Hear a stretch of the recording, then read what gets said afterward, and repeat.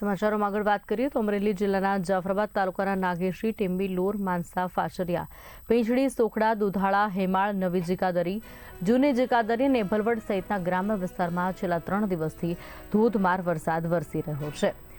વીજળીના કડાકા સાથે પડેલા અચાનક વરસાદના કારણે ખેતરોના ઊભા પાક પાણીમાં તણાઈ ગયા છે, જેના કારણે ખેડૂતોને મોટું નુકસાન થયું છે।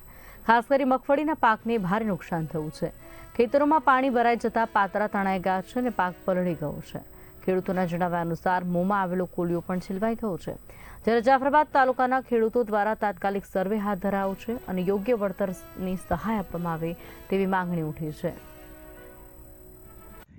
અમારે અતિ ભારે વૃષ્ટિ થઈ અને કપાસ, માંડવી અને ડુંગળી અમારા હાથમાં આવેલો કોળિયો અત્યારે વયો ગયો છે। એટલે અમે જેમ તેમ કરીને આ બધું કર્યું હતું, પણ કાંઈ હવે હાથમાં નથી। એટલે તમે સરકાર સરી કોઈ અમને મદદ કરે એવી અમારી અપીલ, નમ્ર વિનંતી છે।